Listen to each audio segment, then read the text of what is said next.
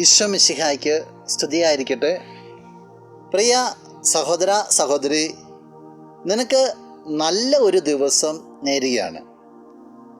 ഈശോ ഇന്ന് ദിവസം നിൻ്റെ ജീവിതത്തിലേക്ക് വന്നിട്ട് നിൻ്റെ ജീവിതത്തെ സമർത്ഥമായിട്ട് അനുഗ്രഹിക്കട്ടെ എന്ന് പ്രാർത്ഥിക്കുന്നു. ഈശോ കാരുണ്യത്തിൻ്റെ വിളനിലമാണ്. ആരൊക്കെ ഈശോയുടെ അടുത്ത് സങ്കടപ്പെട്ട് വന്നിട്ടുണ്ടോ അവരിലേക്കൊക്കെ ഈശോ ചൊരിഞ്ഞിട്ടുണ്ട്.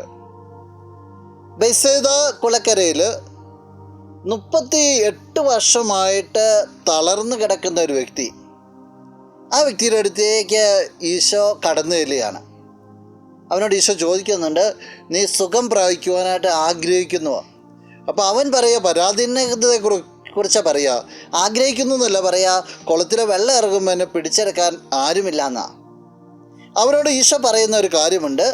വിശുദ്ധ യോഹന്നാൻ അറിയിച്ച സുവിശേഷം 5-ാം അധ്യായം 8-9 വാക്യങ്ങൾ. യേശു അവനോട് പറഞ്ഞു, എഴുന്നേറ്റ് കിടക്കയെടുത്ത് നടക്കുക. അവൻ തൽക്ഷണം സുഖം പ്രാപിച്ച് കിടക്കയെടുത്ത് നടന്നു. യേശുവിൻ്റെ ഒരൊറ്റ വാക്കാണ്, എഴുന്നേറ്റ് കിടക്കയെടുത്ത് നടക്കാൻ.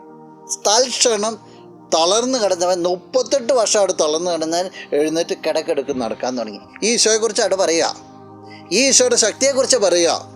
നിൻ്റെ ജീവിതത്തിലൊരു തളർച്ചയുണ്ടെങ്കിൽ, നിൻ്റെ ജീവിതത്തിൽ പ്രതിസന്ധി ഉണ്ടെങ്കിൽ, കർത്താവ് കാരുണ്യത്തിൻ്റെ ഒരു വാക്ക് പറഞ്ഞാൽ മതി, ആ നിമിഷം നിനക്ക് ഉത്തരവുണ്ടാവും. സർവശക്തനാണ്, എല്ലാത്തിൻ്റെ മേൽ അധികാരമുണ്ട്.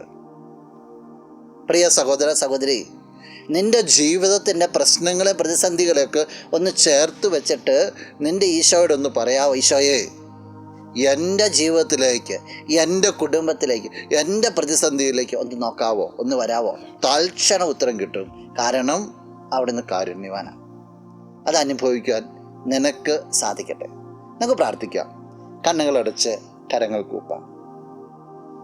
നല്ലവനായ കർത്താവേ, നിന്നെ അങ്ങ് സ്തുതിക്കുന്നു, ആരാധിക്കുന്നു, മഹത്വപ്പെടുത്തുന്നു. ഞങ്ങളുടെ ജീവിതത്തിൽ എന്ത് പ്രതിസന്ധി ഉണ്ടെങ്കിലും, അതെത്ര പഴക്കമായാലും ഏത് രീതിയിലുള്ളതാണെങ്കിലും, നിൻ്റെ കാരുണ്യത്തിലും സ്നേഹത്തിലും അതിന് ഉത്തരമുണ്ടെന്ന് ഞങ്ങൾ പരിപൂർണമായിട്ട് വിശ്വസിക്കുകയാണ്. എന്നെ കേൾക്കുന്ന ഈ വ്യക്തിയെ പ്രത്യേകമായിട്ട് സമർപ്പിക്കുകയാണ്. ഈശോ ഈ വ്യക്തിയെ സമർത്ഥമായിട്ട് അനുഗ്രഹിക്കണമേ എന്ന്. ജീവിത മേഖലകളിൽ പ്രത്യേകിച്ച് സഹനത്തിന്, സങ്കടങ്ങളുടെ മേൽ നിൻ്റെ നാമത്തിൽ ഉത്തരവുണ്ടാകട്ടെ എന്ന് പ്രത്യേകമായിട്ട് ഞാൻ പ്രാർത്ഥിക്കുന്നു. ഇപ്പോഴും എപ്പോഴും എന്നേക്കും. ആമേൻ. ഹല്ലേലൂയ.